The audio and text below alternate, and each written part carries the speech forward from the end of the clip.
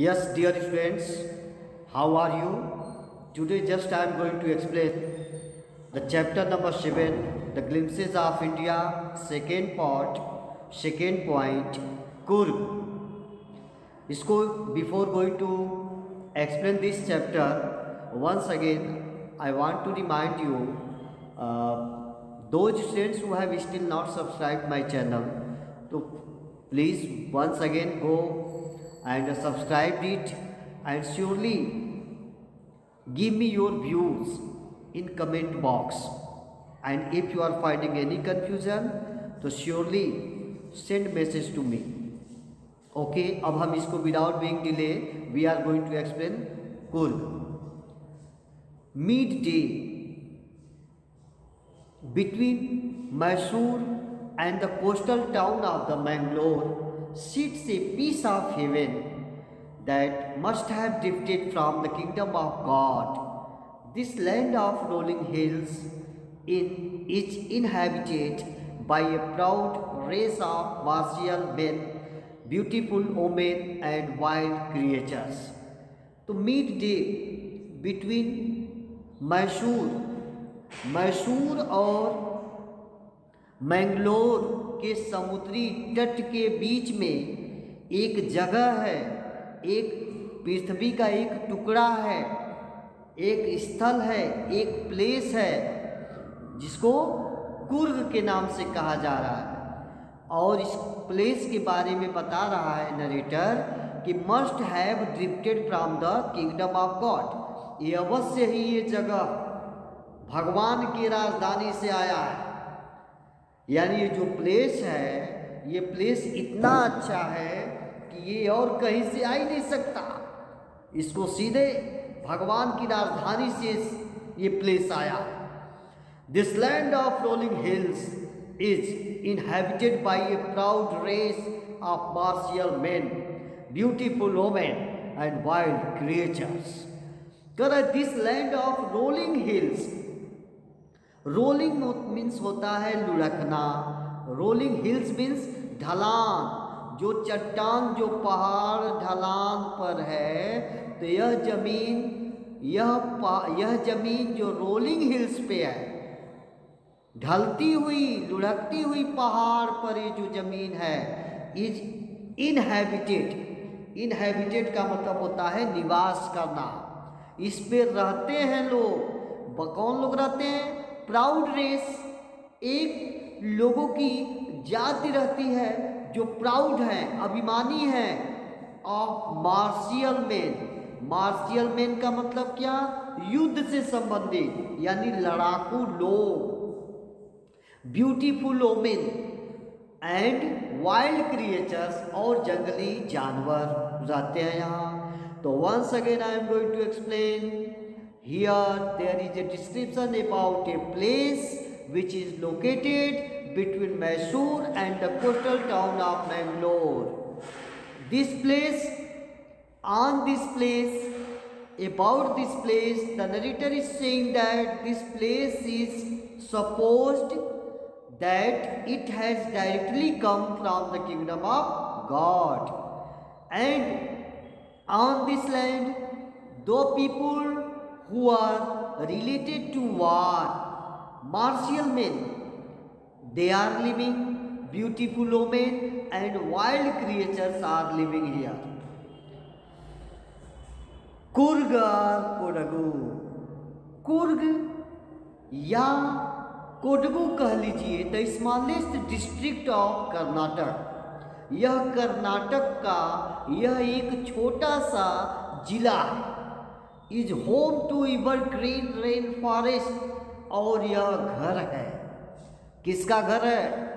Evergreen rain forest, rain forest का घर है. यानी यहाँ जगह जगह जंगल है, हर जगह जंगल है, जगह जगह. और ये एवरग्रीन है. स्पाइसेस, यहाँ मसाले मिलते हैं, मसालों की खेती होती है. कॉफ़ी प्लांटेशंस, कॉफ़ी के प्लांट्स यहाँ लगाए जाते हैं.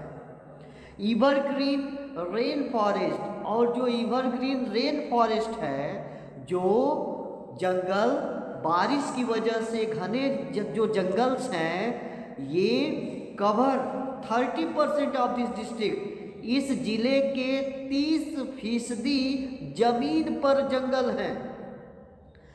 यानी अगर जिला, अगर डिस्ट्रिक्ट, अगर एक कोडगू डिस्ट्रिक्ट 100 बीघे का है तो 30 बीघे जमीन पर जंगल है।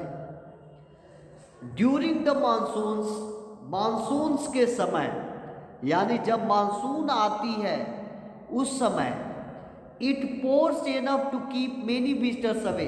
इट पोर्स एनफ, इतना पर्याप्त बारिश हो जाती है यहाँ। पोर का मतलब होता है उड़ेलना, POUR, लेकिन यहाँ पोर्स का मतलब है इट रेन्स, बारिश होती है। तो इट पोर्स एनफ, यहाँ पर्याप्त बारिश होती है to keep many visitors away, जिससे जो दर्शक हैं यहाँ पहुँच नहीं पाते। अर्थात यहाँ बारिश इतनी होती है कि जल्दी दर्शक यहाँ पहुँच नहीं पाते हैं। दर्शक मीन्स पर्यटक, tourist. The season of Joy commences from September and continues till March. The season of Joy, जो आनंद का मौसम है, अर्थात वह समय घूमने फिरने, आनंद इंजॉय करने का जो समय है, जो सीजन है, कमेंसेज आता है, from September continue till March, सितंबर से लेके मार्च तक, यानी सितंबर से लेके मार्च तक का जो मंथ होता है, यह मंथ यहाँ इंजॉय करने लायक होता है। द वेदर इज परफेक्ट, यहाँ का जो वेदर होता है, मौसम होता है, परफेक्ट होता है। सम शावर्स, हल्की फुल्की फव्वारे, हल्की फुल्की बारिश होती है। Thrown in for good measure, और इन गुड मेजर में होती है हल्की फुल्की शावर्स, बारिश अच्छी खासी मात्रा में होती है। The air breathes of invigorating, air breathes, देखिए क्या कर रहा है, the air breathes, breathes means होता है सांस लेना, लेकिन यहाँ ब्रीथ्स का मतलब है स्वस्थ करना। जो यहाँ की हवा है वह पुष्ट है, यहाँ की जो हवा है वह हेल्दी है। और इनविगरेटिंग कॉफ़ी, जो कॉफ़ी की फसल है उसको इनविगरेट करती है, उसको स्वस्थ करती है, उस कॉफ़ी की फसल को मजबूत करती है।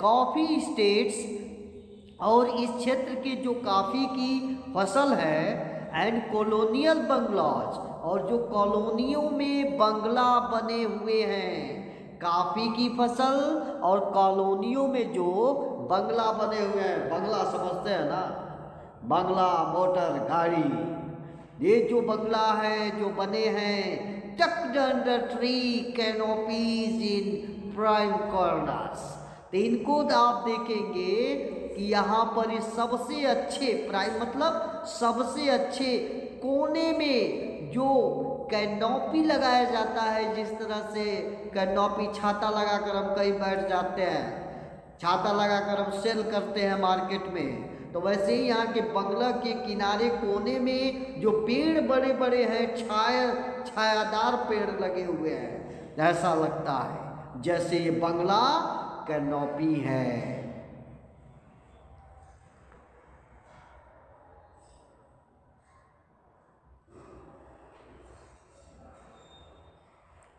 ओके गाइस, वीडियो लंबा हो रहा है, मिलते हैं इसके सेकेंड पार्ट में। Okay bye.